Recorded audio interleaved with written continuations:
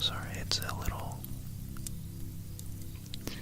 understood perspective, and maybe it was very subjective, but for me it was very captivating to learn that Cleopatra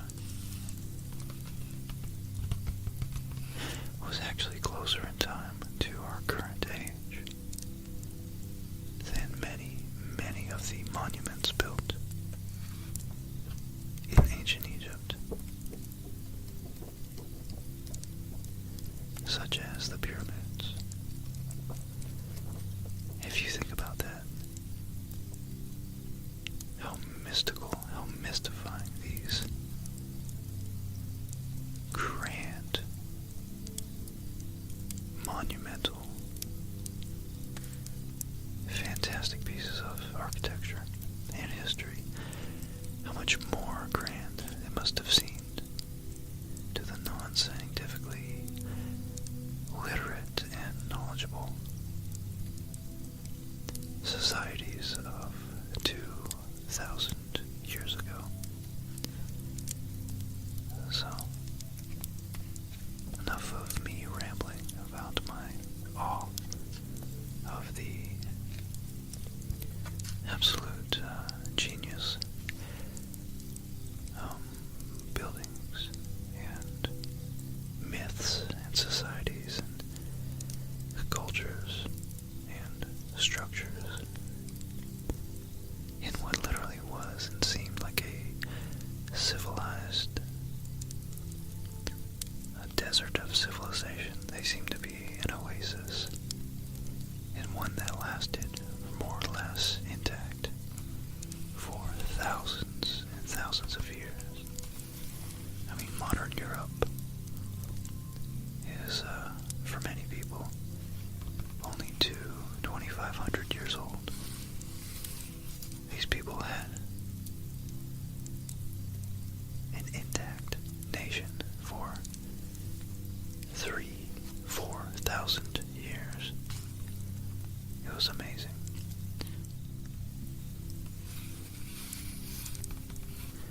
The Egyptians, from the points of view of philosophy and history, the Egyptians conceived of the world as a valley in which they lived, as the valley, that is to say, a land developed vertically from north to south, a land that rises from the waters just as out of the waters of Nun, the primordial ocean, were born the earth and the heavens. The other dominant elements of this world that had originated from water was the sun, the power of which was capable of baking the land and withering the crops, as well as bringing life, light, and warmth. Just as the waters of the Nile flowed northwards from the south, the earliest inhabitants of Egypt saw the sun rise and set on a trajectory from east to west, east to west, east to west, that intersected that of the river.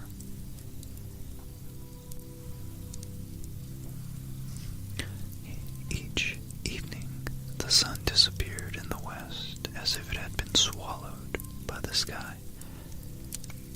But during the night, it was regenerated and appeared again the next day on the eastern horizon.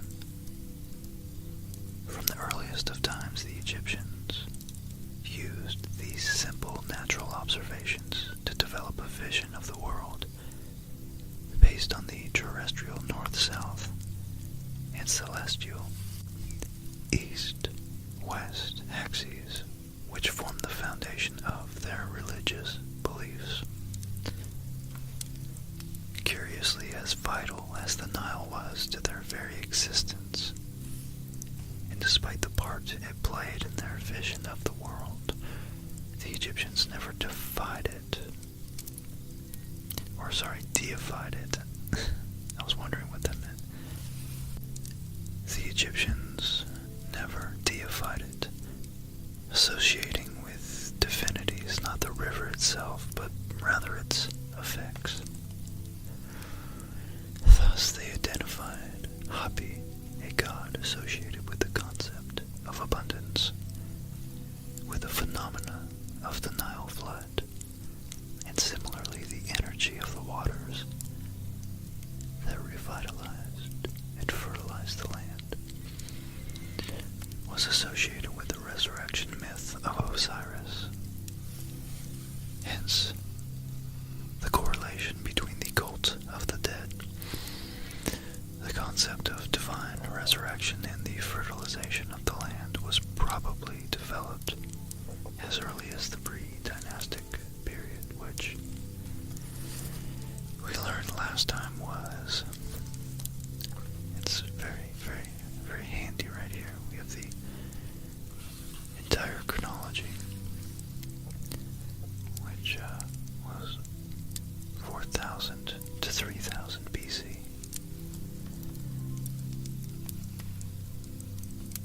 Nagata.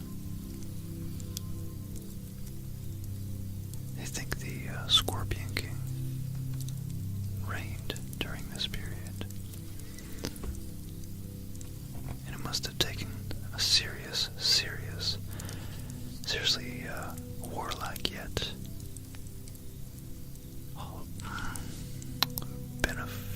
benevolent enough individual to dominate and become a leader, yet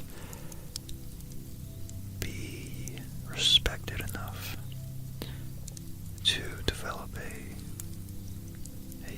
communal consensus from which entire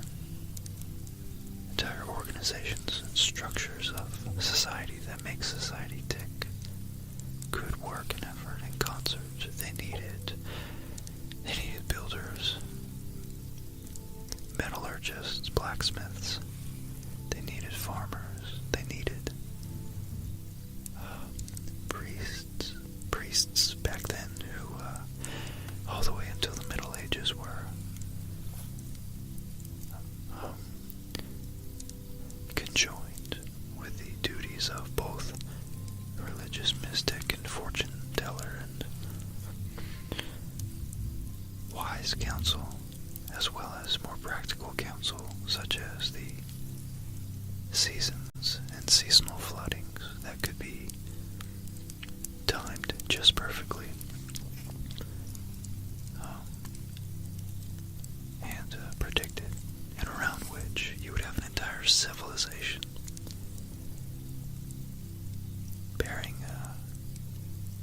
reaping the benefits of the crop that the land bared, granted that it was planted at the exact right time that their celestial calendar indicated. So I think it's so fascinating, like what type of people must have emerged out of the nomadic desert existence, or as there are plenty of evidence that around the Sphinx, for example, it might have rained. It might have rained for thousands of years and been almost a tropical climate at some points, because there's significant weathering of water erosion that isn't around the Sphinx, that isn't consistent. If I could find it with Nile floods. In fact, it's a geologist, Robert Schoch's opinion that, let's look up the Sphinx here, is very reminiscent of my Atlas video with three great artists, ASMRtica, Gaslamp, and Tingles with Flyby, by the way, where we all looked up different queries that we challenged each other to. If you guys want to check it out, that's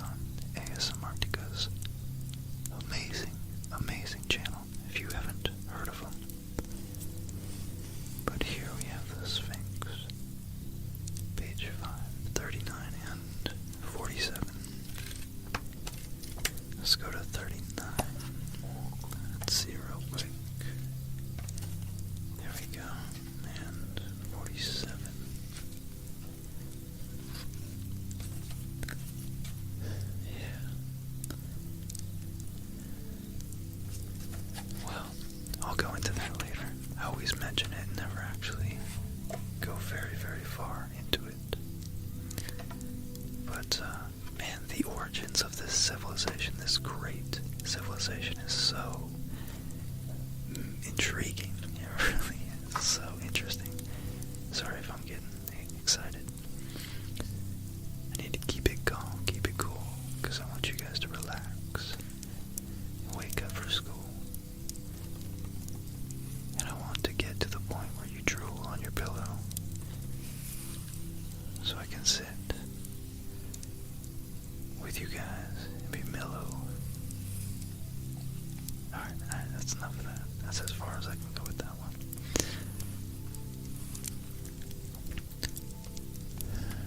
But I want you guys to think I'm a kind fellow and everything will be good. God, I'm so dumb sometimes. So where were we? We were at, thus they identified Hapi, which, so they didn't directly associate the Nile as a god, but rather some primordial material out of which lands and gods themselves were kind of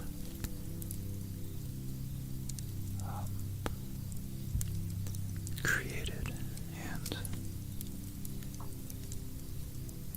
it was associated with the resurrection myth of Osiris.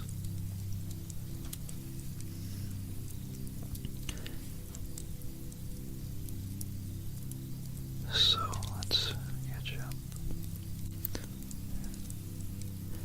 So the Nile was such a part of their landscape that perhaps it was like the air we breathe. We are so intimately, closely connected with it that we don't notice it. We only notice its effects. Some things we call wind when it's powerful, or frost when it's cold and condenses, or rain when the wind precipitates into water droplets and fall from the sky, which I don't think these guys really ever saw, especially later in their history. But hence the correlation between the cult of the dead, the concept of divine resurrection, and the fertilization of the land that was probably developed as early as the pre-dynastic period. Okay, that's where we were. The Egyptians believed that the Nile flowed from a cavern fed by a subterranean ocean of Nun. Itself composed of the primordial waters from which the universe was created, and on which the world floated. They thought that the great river flowed uninterruptedly towards the very waters that fed it, and so returned to the surface in an eternal and immutable cycle of regeneration. Perhaps the law of conservation, primordially expressed.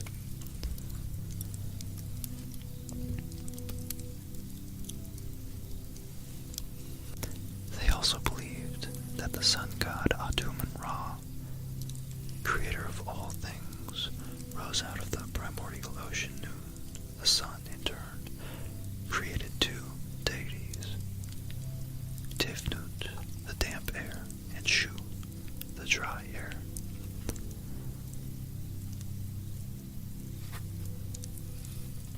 Who in turn created the god Jeb, or Geb, or GB if she keeps getting subscribers. GB's also, by the way, shout out. And congrats on 1 mil. Who in their turn created Jeb, the earth, and the goddess Nut, the sky. Out of the union of these last two came the god Osiris, Isis, Seth, and Nephthys. This conception of the world is a recurrent motive in many images in which Nut, here we see, is depicted as a naked woman, elongated and supported by the god Shu to prevent her from falling on her consort Jeb.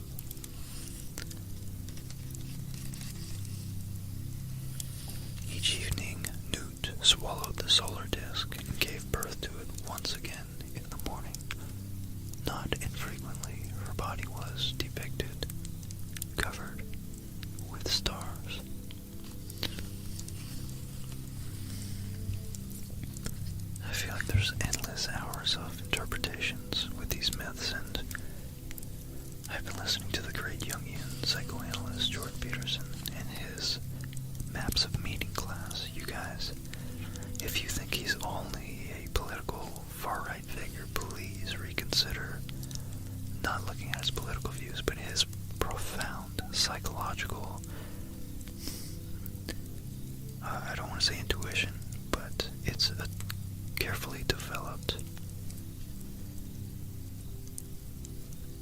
knowledge using Nietzsche and Jung and Mircea Eliade, all their lifelong works, delving into these old, so old, prehistoric, primeval, primitive myths that are so insightful that we almost don't have language. We don't have technical language to describe their wisdom. But, like, just a quick for instance is Osiris. Well, we'll get to it, but just the fact of the general idea of their religion is how they, or their pharaoh at least, should act so that he does the most good for his country, himself. It's like a concentric circle. He does the most good for himself, so he becomes the best person. Then his actions, and of course this is telling you how to act, so if he follows the Egyptian myths and their wisdom, he will become the best human he can be, which in turn will help. What falls under that best human category isn't what's best just for him, but what's best, and this is so profound, what's also best for his family, and by extension, as his reign of Pharaoh, his land and his civilians and his people, you know, and not just today, right now, but what's best for all of them across all time, across all domains of life and work and society. That's of course, you know, one interpretation, but I think it's a profound one and possibly the highest aim we should all be achieving, aspiring towards, at least. But, so, the Egyptians' religious belief were very complex, and their pantheon was populated by a multitude of different deities. In general, it may be said that ancient Egyptian culture in its entirety was permeated by religion. Society itself was structured according to a religious or rigidly hierarchy. From the gods to the pharaoh through to the people subdivided into classes.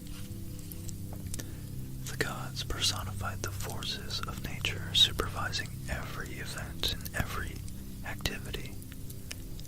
They were responsible for the destiny of the country and every inhabitant of it.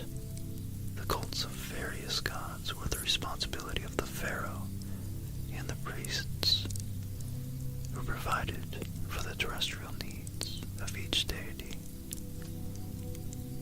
and the care of their material images according to extremely complex rituals. The people instead venerated their gods in small tabernacles and shrines constructed in the villages and the countryside. Moreover, each region, district, and settlement had its own god. Of course, that makes sense, right?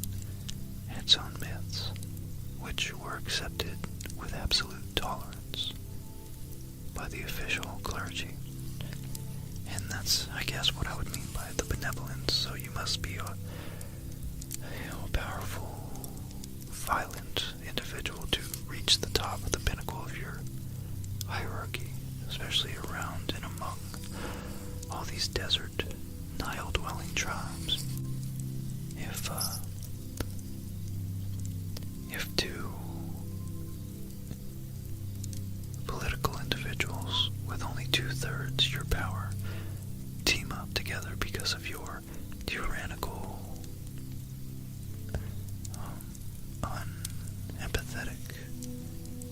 unjust ruling. So you see, you must have really just the whole package. You must be very competent physically, intellectually. You must have a lot of guile, enough to win wars. You must have enough gall to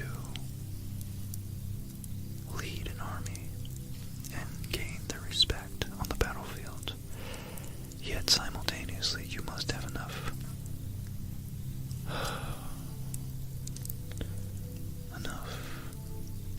wisdom and compassion to do such things as accept with absolute tolerance each region, district, and settlement's own gods and their own myths, which, interestingly enough, apparently all coalesced into an overall religious phenomenon that we know today as ancient Egyptian religion.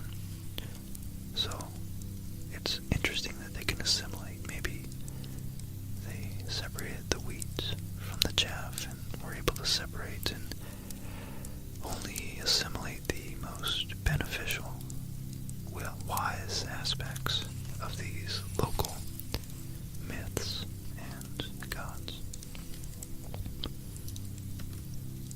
So the minor deity is actually the most important in terms of popular religion, manifested themselves in multiple forms and took diverse names from place to place, to place to place, to place to place, all up and down, from the south in the Upper Egypt to the north and Lower Egypt. Man, the Egyptologists have identified several thousand, in fact. The Egyptian people had a practical conception of religion, and associated every natural phenomenon with a particular deity who might take the form of animals, plants, or natural events. Hence the veneration of many animals such as cats, crocodiles, bulls, hippos, which not infrequently were mummified and placed in special necropolises after their deaths, necro being the prefix for death. I would love to see a mummified crocodile. Jesus, that would be cool. I'm sure they were much bigger back then too, or at least more numerous, if anything. So, among the gods worshipped throughout Egypt were Osiris, the lord of the underworld, portrayed in the form of a mummy with a bluish, you can see here, flesh tone. His wife Isis, a witch and powerful goddess of life and regeneration. And of course the jackal-headed Anubis, the god of the necropolises and patron of mummification, and Bes, depicted as a dwarf with monstrous features, the protector of pregnant women and god of the family.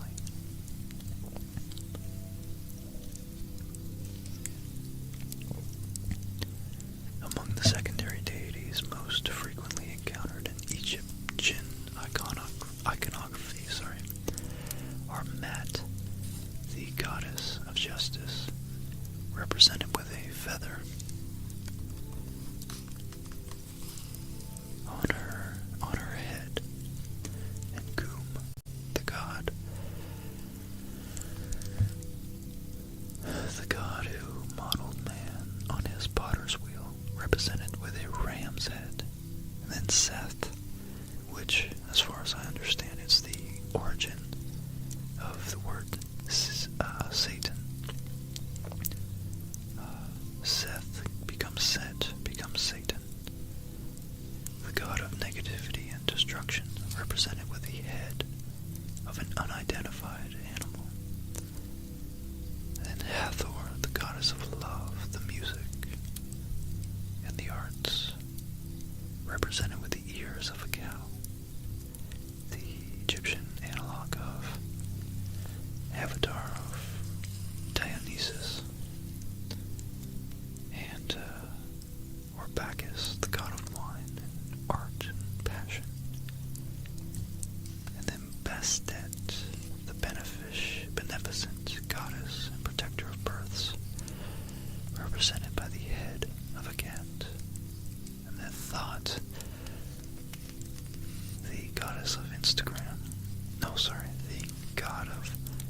writing notary to the gods, represented with the head of an ibis. In Sobek, a god who protected the waters from enemies, represented with the head of, you guessed it, a crocodile. And lastly, the deities venerated above all at Thebes were the triad composed of Amun-Ra, king of the gods, the Zeus of Egypt, and the solar deity Mut, his wife, and Khonsu, their son, and the god of the moon. And here we have a statue of the goddess Sekhmet in gilded wood, found in the tomb of Tutankhamun. Wow. Look at that. I think that's so realistic. It's like a lion's face.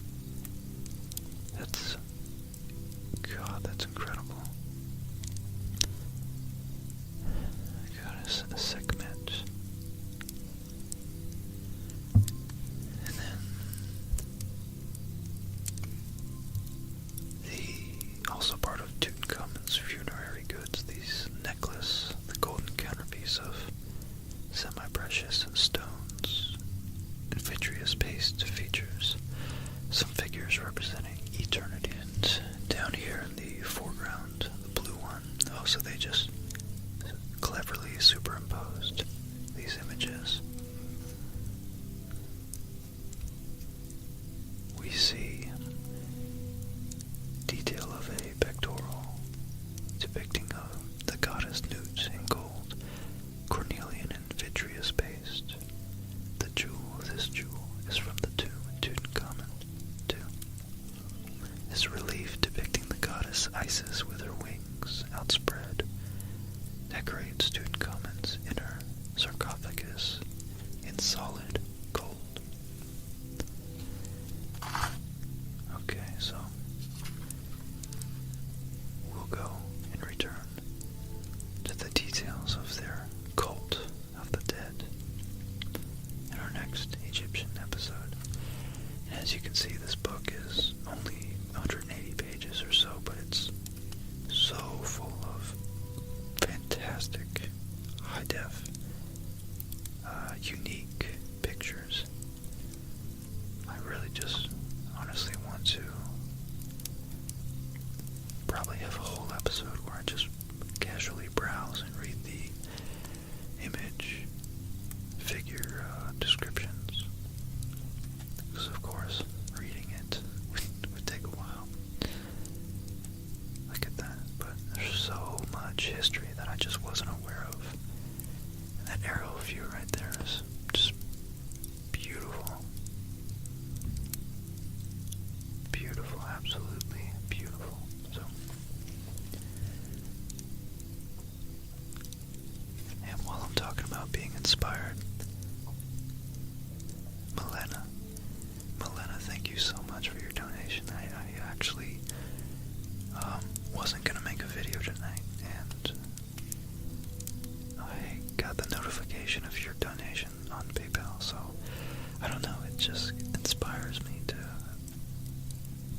make stuff that I would personally like to fall asleep to, and it's so exciting. It's really humbling that you guys enjoy the same stuff I do, and I don't know, it's like I don't want to sound dramatic, but it's like connecting with good people, you know? So, I don't know. Thank you, Milena. Or is it Milena?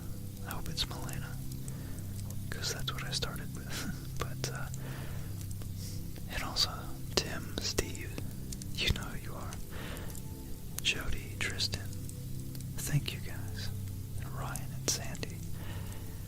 You've all been a big part in helping this channel grow, so those are my PayPal supporters and the continual supporters on Patreon.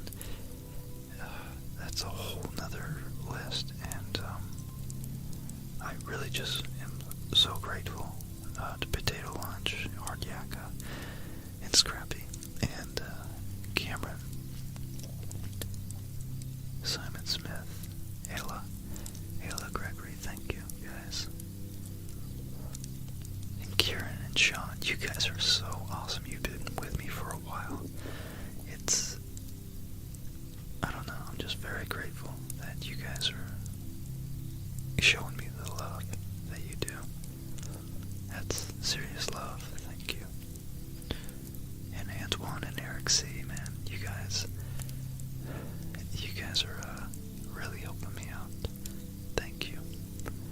And Debbie Z, Mark, Matthias, Joshua and Andy, thank you, thank you, thank you, thank you, thank you.